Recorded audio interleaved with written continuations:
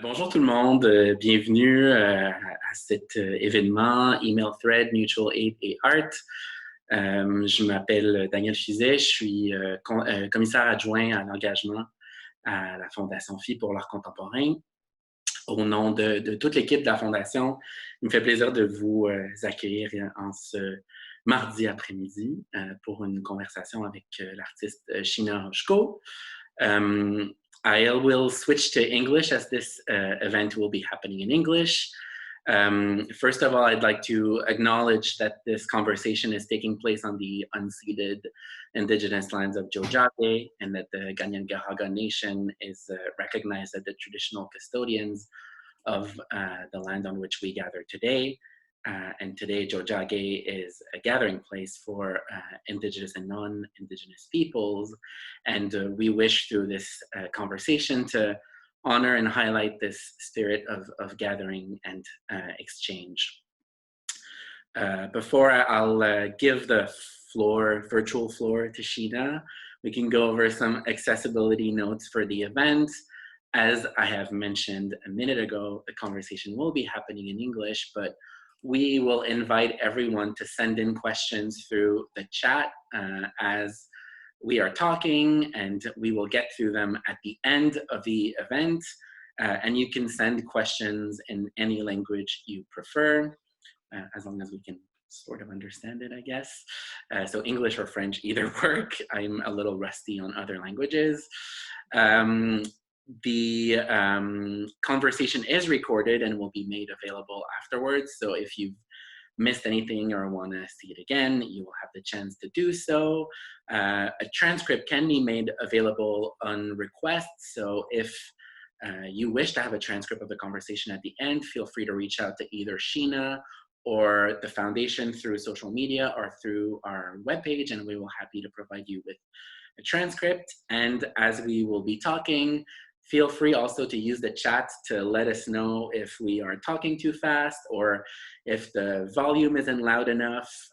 It's a way for us to make sure that we stay intelligible as we are talking about the things that we will be talking about today. I also want to take an opportunity to say a few thank yous before we start.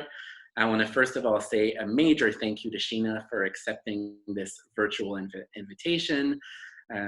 This is following up on our conversation that we have been having for close to a year now, I guess, that's related to a project that we've worked on collaboratively. So I'm very happy that she accepted the invitation and that we will be exchanging on these very important topics today.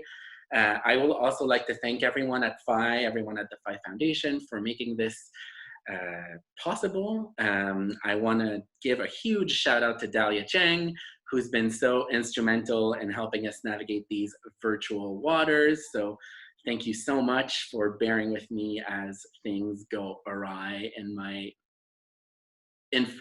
my virtual landscape.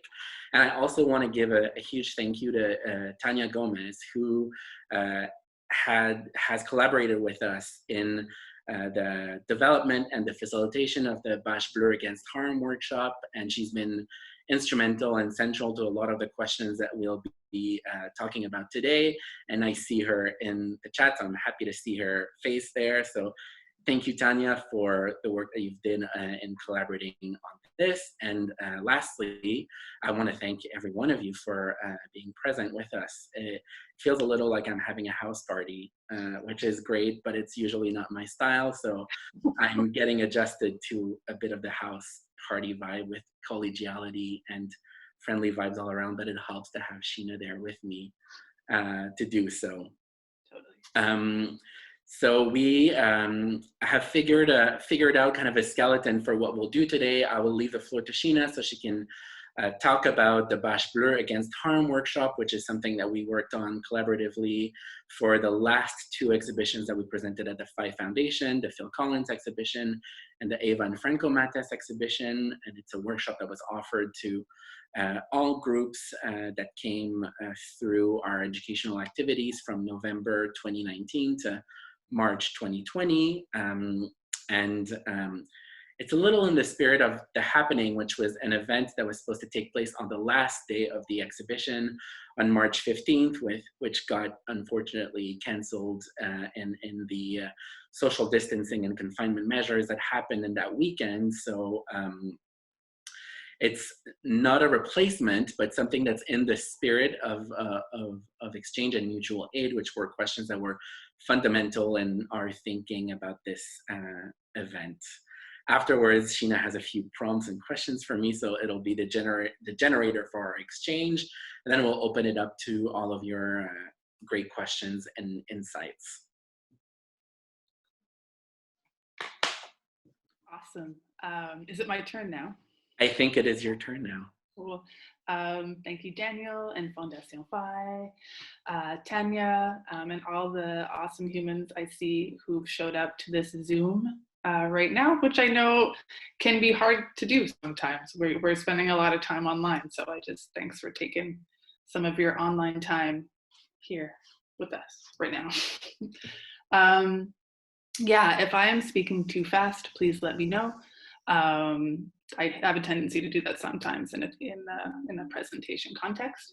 I've also never given sort of an art-based talk in this way before. So as Daniel said, learning new things together. I'm going to share my screen right now because I have like a little presentation, and then I'll speak probably for about 25-30 minutes, and then we'll open it up to discussion and questions just to give a sense of all those things. All right, can I get a thumbs up if that looks okay for people? You'll get 2 thumbs up even. 2 thumbs up, great. Yeah, so the first thing I wanted to talk about, well, to introduce myself, my name is Sheena Hoszko. I'm a visual artist, a sculptor, an anti-prison organizer, and a prison abolitionist living in Tiohtià:ke, Montreal. A lot of the ways I approach my artist practice, as well as organizing, as well as the world, is through the lens of prison abolition. So I thought I'd just sort of define that quickly because it really informs a lot of the things we'll talk about today. So prison abolition is a movement that is grounded in Black liberation, more specifically understanding that the prison system is part of the incomplete project of slavery. So it's an extension of slavery. Today, even more, we see that Black folks, Indigenous folks, people of color, people living with disabilities and mental illness, and poor people are disproportionately targeted and criminalized. So we can understand a world without prisons as a world without sort of like that armature of violence within it. How I come to doing this work is I grew up in a context where a lot of people around me, including family, were criminalized. So I find making work, organizing is a way to sort of push back against those sorts of systems in my own way. And my thinking is really informed by, a lot of people that have come before me, be it organizers, be it people like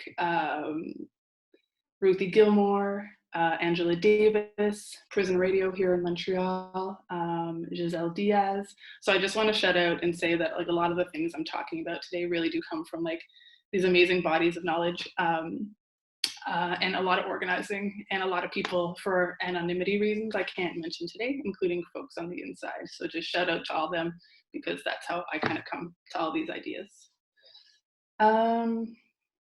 And yeah, so prison abolition also looks to how we react to harm and tries to imagine different ways of dealing with harm.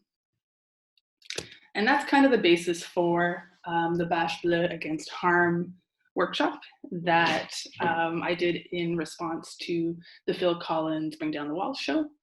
So yeah, just kind of like as an overview of it, it was a workshop that, as Daniel said, that was given to folks after they had seen the exhibitions. I worked with an amazing design firm called House 9 Design on a lot of this, so have a shout out to them. There was a graphic on the ground that you can see here that maps all the prisons in Quebec in relation to the Fondation PHI, and then a series of tarps. There's also, in the left-hand side of the room, there was a graphic that like listed all the prison names. So to start the workshop, we would all gather around that graphic on the ground. You can walk on it, sit on it. It's very sort of durable. And discuss like what did we know about prisons, what we didn't know about prisons and why. Talked a bit about prison abolition, talked a bit about the idea of harm. And through there, afterwards, people would take a tarp and there was a series of prompts. The first prompt was, what would you do with the tarp if you were harmed? And people would enact a gesture. The second prompt was, what would you do with the tarp when you're happy? People did a thing. The third prompt was, what would you do with the tarp if you harmed someone else? And I think what's interesting about that prompt and sort of the gestures that came out of that is people often did the same gesture as if they were harmed. So we can see sort of how harm moves in that way. And then the last prompt was, how would you take care of each other with the prompt? So trying to think through these ideas that are often addressed in prison abolition, in transformative justice, but through the body, through material, and through gesture, as a way of maybe getting out of the head a bit. And also there's a certain element that was kind of playful, that was maybe helpful in getting through some like pretty hard ideas and concepts, like emotionally challenging, not necessarily that the ideas are complicated, but it was, I think the playfulness enabled a certain risk taking. In tandem with this as well, I asked someone named Eddie Jude I was asked to do workshops, and I asked someone else to do workshops on, not in like a pretty, how could I say this? Like I wanted to take the workshops too. So it was somewhat selfish in that way. But Eddie Jude runs workshops on conflict resolution and conflict management. So also in thinking of prison abolition, we can think of it, yes, in reducing criminalization, making sure folks don't end up inside, decarcerating people who are inside, but also in how we relate to people on a day-to-day basis. And that includes how we deal with conflict. And we don't have a lot of language to deal with conflict. So those workshops were like a really great way to like just get skills around how to deal with conflict. And Eddie did a great job. And yeah, we can see that work as the sort of mutual aid or skill share thing too. Before I move on to the next little slide, I wanted to check in with Daniel and Tanya if you had any comments to add to the workshops, because I designed it and facilitated a tiny bit, but they actually did the majority of the facilitation.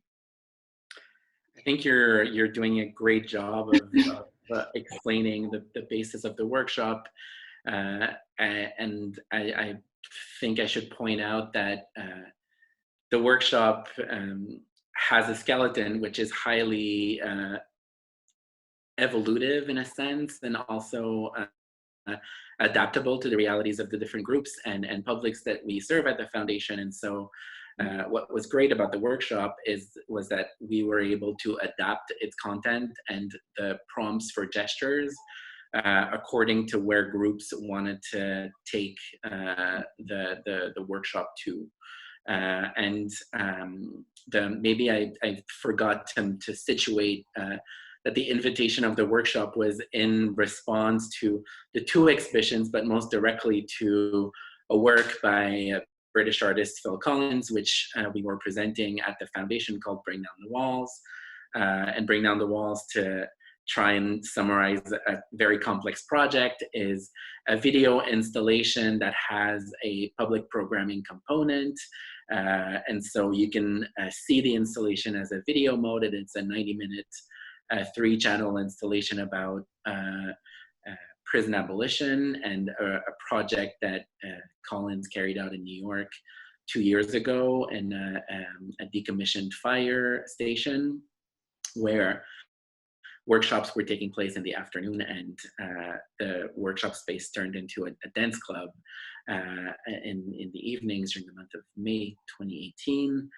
And so Collins obtained footage from this event that was transformed into an installation, and then we were in charge of animating this installation once again through our programming in collaboration with Collins. So we had 4 events, but we also wanted an education-based event or workshop that was in response to the themes of prison abolition that are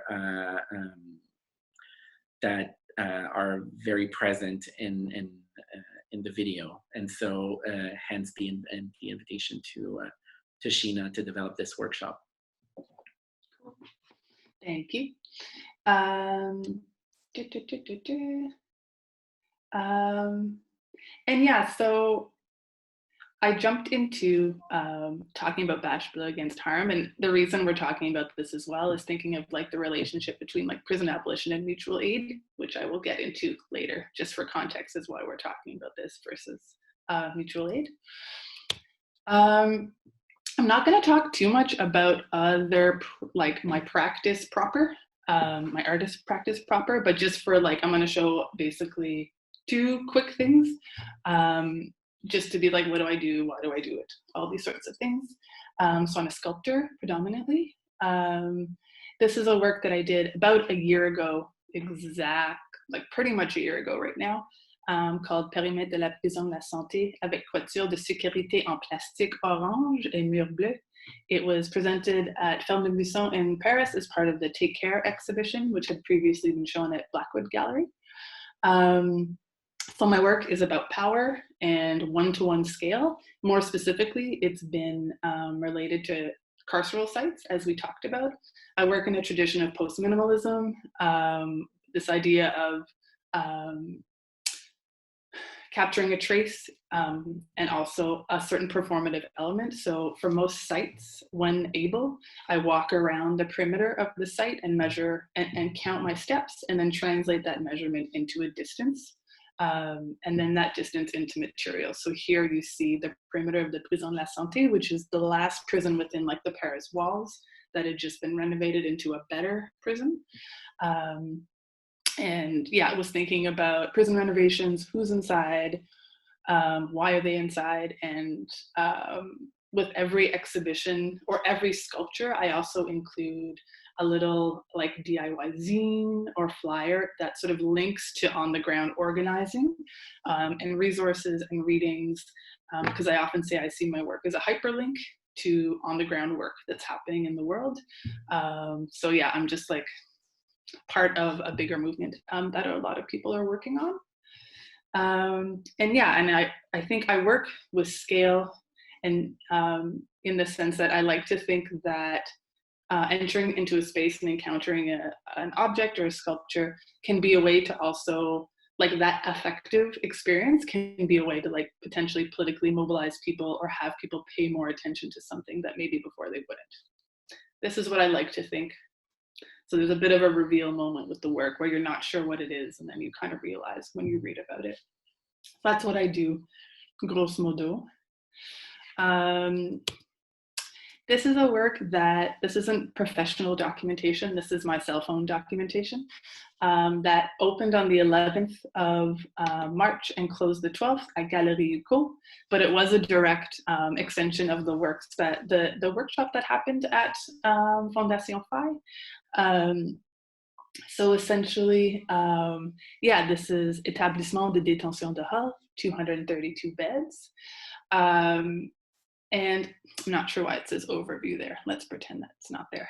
But essentially there's 230 beds in the Hull prison. This was a prison where I've actually had family members on the inside there. So even though this is quite like a stark and minimalist work, this is actually, I feel like a quite like vulnerable work where I'm talking like most directly about that site, and also a lot of family came to see the work on the opening night. The work is about translating not necessarily the distance, but the stats of inside. So 232 people, or as they call it, beds when they're counting people who can be detained, are on the inside of the Hull prison. And I was thinking about how the statistics of incarceration flatten the reasons people end up inside, right? Harm people, harm others. People are criminalized for trying to survive. So I was thinking about how all that stuff, when you read prison stats, which I do a lot of, is really flattened, and wanted to make a work that would cause you to sort of reflect on that in different ways. Yeah, and my work too doesn't stay art objects. It's usually rented, plastic, like these tarps, that they go back into the world not as art objects too. So that's like an important part of what I do. Yeah, So, and also too, now that for folks who have been following, like folks inside prisons are at like pretty high risk right now. And there's a lot of cases in Quebec inside the prisons. The Hull prison is a provincial prison, and more specifically, there's like just not a lot of reporting and tracking happening inside the provincial prisons specifically. There's cases in Bordeaux, there's cases in the federal Joliet, and Donnacona and some other ones, but yeah, just also thinking about the folks who are inside right now and how they kind of have a lot, they don't have a lot of access to things to keep them safe. So once the things started changing, as they have for all of us in different ways, with COVID and social distancing, I was interested in how my practice as an organizer definitely, how could I say it? I went definitely more towards organizing than making work. So I'm part of different sort of organizing groups, some anonymous, some public, some mutual aid, some more like educational, depending on the context. Yeah, right now there's a lot of anti-prison stuff going on. There's letters being released, demands being released. There's these Free Them All caravans that some people might have heard of, where you like drive to the prison, make a bunch of noise so people inside can hear you. And it also gives a certain visibility through the media of the plight of folks inside. And then also there's this thing called Abolition Coalition that's happening right now, organizers across the city working in tandem and solo to sort of like support folks inside and folks outside who are criminalized to be able to sort of survive during the pandemic when things seem to, especially for folks who are criminalized and inside, things are getting tighter for them than they already were and the pressure is higher. And yeah, so this is a site I made with some folks and started doing a lot of graphic designs for different sort of more movement work, organizing work. So started thinking about like what, as artists, what skills do we have to contribute to mutual aid and more direct social movements right now when that seems to really be needed. One thing I'll say too about my practice and organizing and art is I have my art practice and I have my organizing practice, and I do see them quite separate. I don't call myself a artist activist. I often say that I make work that's political and organizing work is separate because the organizing that is important to me that I'm involved in is often anonymous. And that I feel is like a really important part of the work, is that sort of collective solidarity. So that's kind of where I stand on those things. I know different folks have different opinions on that, but just to be clear about sort of how I go through the world on that. So getting into more this idea of mutual aid, which is something, this new project that we're going to talk about at the end looks to think about is, yeah, this idea of mutual aid in relation to art and artists. So I just want to talk about how I'm framing that idea of mutual aid. I see it as a formalized organizing practice and a way of relating, like abolition. I see it as on the ground work, and also on the ground work can mean different things during COVID. So mutual aid is not charity. Rather than creating a centralized organization where one person is giving to someone else, forcing them to become dependent on yet another relationship, negotiating their access to material resources, mutual aid creates a symbiotic relationship where people offer material goods for assistance to one another when they can. Mutual aid organizing is volunteer-run, transparent, and driven by the needs articulated by community members. So I think some of like the most famous or well-known mutual aid projects we can think about, I'll just show three quickly. There's a lot going on in the city too right now, as we all know, you know, the free Black Panthers, free breakfast for school children program of the Black Panthers. And I think this highlights too how mutual aid is like intrinsic to social movements, you know? And I think that's really important to remember too. We can think of the landless workers movement in Brazil, which is also like it's not just mutual aid, it's a large scale political movement of 1.6 million people reclaiming land, specifically for rural poor folks and just thinking of like the scale of people working outside the state, because mutual aid is it is in opposition to capitalism and wanting people to be able to provide for themselves outside the state as well. We can also think of things like pod mapping. This is a presentation by Mia Mingus. Pod mapping specifically comes out of Mia Mingus's work in transformative justice and disability justice, and thinking about how we create support systems for ourselves outside the state, either to deal with harm or to deal with getting our basic needs met. So again, looking to sort of folks who've been doing this work for a long time, not just in like the COVID crisis, but this like what communities have had to always have mutual aid as part of the work because of different systemic oppressions. Going a little further here. So mutual aid is often attributed to Russian anarcho-communist Peter Kropotkin, who defined his term in a 1902 text called Mutual Aid, a Factor of Evolution. So you often see mutual aid used in like an anarcho-socialist context, you know, like it's systems that exist very firmly in that. But I want to highlight some work, but the zine actually that came out not very long ago at the beginning of COVID stuff by Regan de Logans. Regan de Logans is a two-spirit agitator, art historian, curator, and educator based in so-called Brooklyn, New York.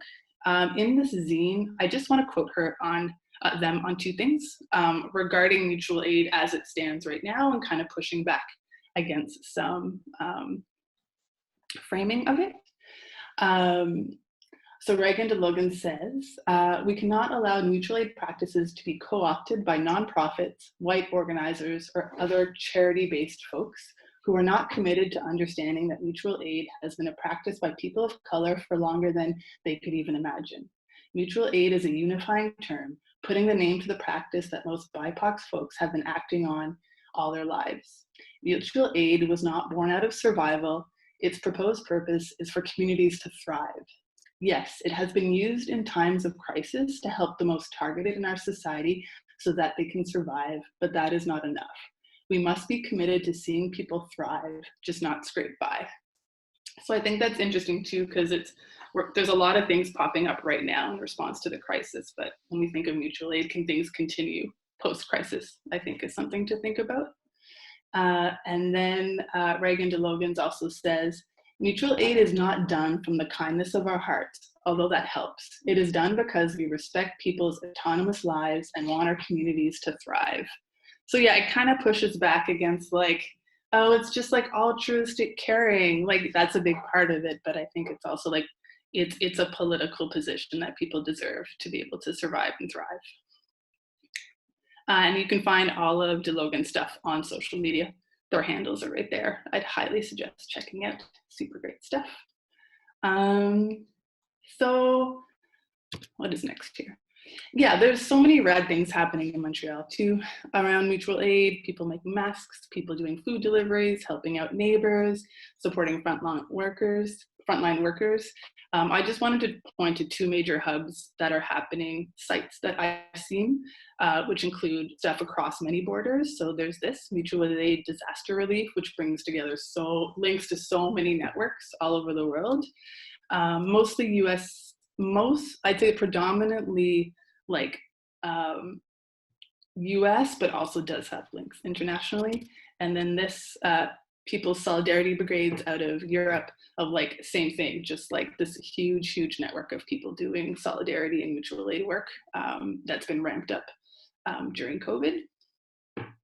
And yeah, so thinking about art now, as I was saying, what's brought me to think about this new zine thing that I want to work on is reflecting on some of the movement work that's been happening in response and in tandem with a lot of mutual aid stuff during COVID. This is a series of graphics that were put out by Black Lives Matter Toronto in support of migrant justice and the Free Them All caravans. So it's not art like about social movements, but it's art that's like intrinsically part of social movements, which I think is something to be thinking a lot about right now. Solidarity Cross Borders did this huge, there was a hunger strike inside. There was a huge campaign to get people out. A lot of people got out. Both Black Lives Matter Toronto as well as Solidarity Cross Borders are also doing like advocacy work, but also mutual aid and making sure people's needs are met with food, rent, meds, phones, all these sorts of things. I was also thinking of Ting's Chak, who's an amazing artist and organizer, and also who works for Tricontinental, is now in Hong Kong and sort of doing a lot of work based on what she's seeing there that's not being reported in the media regarding coronavirus stuff. Thinking of Just Seeds, based here, mostly in so-called Turtle Island, North America, of putting together graphics again that support social movements. And yeah, this is a slide from, or an image from a protest that was organized partially by the Anti-Carceral Group, which is a group I'm part of. And we went to Joliet Prison and made a bunch of noise to let folks know inside that we could see them. They could see us until the cops came. And just thinking about, again, like what skills do artists have to sort of like support movement and mutual aid stuff right now. So before I kind of go into my final slide, so Daniel approached me about having this event and talking about stuff. And one thing I proposed was this idea of a zine. And I've worked with zines for a long time. They also, you know, are in tandem with a lot of the exhibition and the projects I do as sort of info sheets, and also just it's part of the sort of world I grew up in when I was thinking about how we're spending so much time online these days, and wanted to do a project that wasn't about making declarative statements, that was an investigation, that was like low impact from folks who are going to contribute to it as well. And yeah, it's this idea of sort of trying to remember this spring and where we're at right now. So the idea will be that people will email their contributions, just one email or whatever can fit in an email. Low pressure for content and low pressure for deadlines, just because I feel that's hard for folks to negotiate a lot these days too, because of the added pressure. We're all sort of in different situations. So the two questions that I'm sort of thinking about for the project right now are, and who knows how they'll change in the future, and they can definitely act as prompts for conversation right now too, are how can contemporary art and design practices support and enact collective mutual aid during and beyond COVID? And the zine wants to go slow and steady into the spring, into the unknown. What can artists, designers, and art institutions let go of and also hold on to? Yeah, so to wrap it up, I think that's it. That's it. I'm done. I think those questions are a great way of wrapping up, Sheena, and I think that's a great prompt for an exchange. And also I'd encourage anyone who's watching, listening to jump in and send thoughts our way, because I think this conversation is relevant to all for sure, but it also is shaped by everyone's interventions. So I'd really welcome anyone who has anything to say about either of those questions to share it with us if they'd like, or afterwards, if they want a little more time to reflect on these questions, to send them our way later on so that we can think about them some more. Those two questions are, they have kind of been inhabiting the space that I'm in now, and I think they've been also nurturing our conversations for the last 2 months now, almost 2 months. Totally. And they're questions that were also, I guess, relevant prior to COVID-19 and the crisis. I think that the COVID-19 crisis has had the effect of highlighting and shedding light on major injustices that were already present within contemporary societies, injustices that are mostly concerned by the effect of late capitalism on our lives and on our everyday lives. And so I've been always asking myself this question of how can art institutions get involved in a way that's generative and mindful, but also with always being wary of not instrumentalizing mutual aid practices for the benefit of visibility of the art institutions. And I think it's a quite fragile kind of equation, to consider. Mm-hmm. Yeah. I don't know if that resonates with you, Sheena, too, or. Yeah, for sure, because I feel that like a lot of mutual aid is collective, and even as an artist, there's so much placed on like the individual in a different way too, that I feel sometimes like art, like contemporary art worlds can feel like almost like they're not on the same parallel. Mm-hmm. So it's like, how can we organize collectively? And yeah, I think it's something I'm still thinking through as well.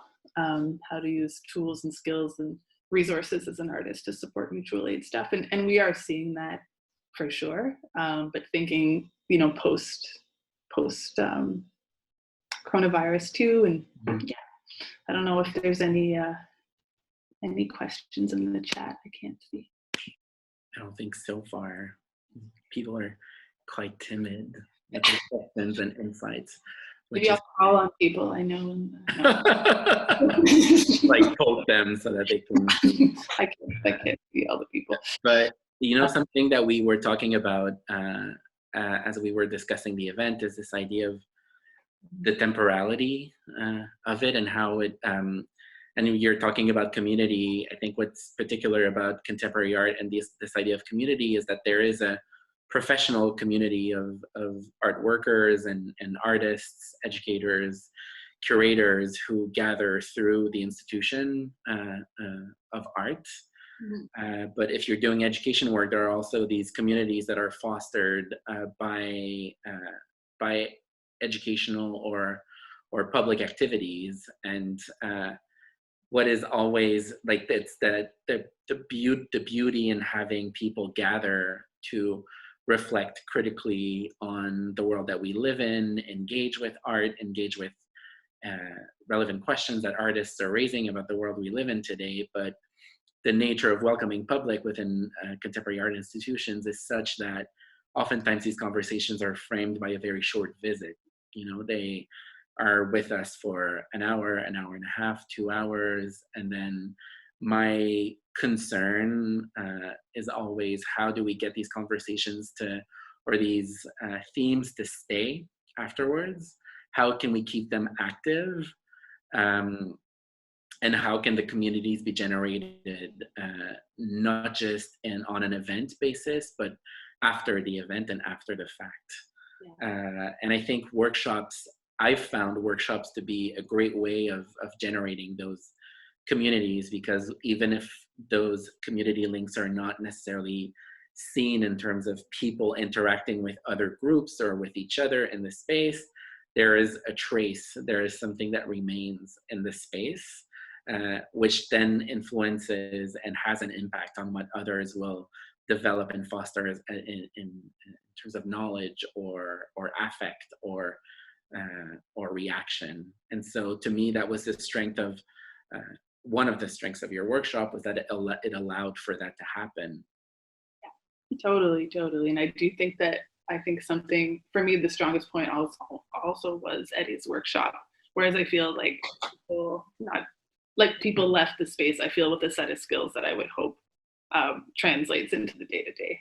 And for me, that's like a really good example of, like how an institution or how a practice can also like support like redistributing like those sort of knowledges too. Mm-hmm. Yeah, I was really struck by how those workshops were wonderful. We can't stress enough how amazing these 2 workshops were, and I just wish that, shout out. I wish that they were honestly accessible at all times to everyone. And it's that too, right? It's like, how can we use resources that are available to art institutions to do some sort of signal boosting or to make sure that these events take place? I see a question. I do see a question as well. Yeah, the question is if you could talk, well, I think everyone can see it, about artist and organizer, like that separation for me. And yeah, I think it's, being honest though, yeah, I think I just see the goals as different sometimes at the end of the day. I think organizing is mobilizing, and it's work that is over a very, very long period of time. It can be in these bursts of moments, but it's totally a movement, right? And that I'm part of like a bigger thing. Whereas an art practice it's very solo, and it is very based on like the artist, capital A. And I feel like what makes an artwork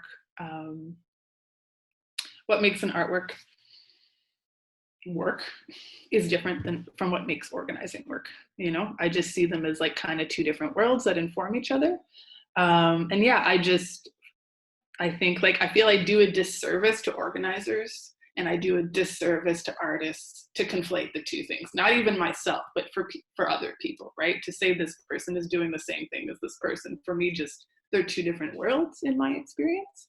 But I do understand for some people those worlds it's the same, for sure. Yeah.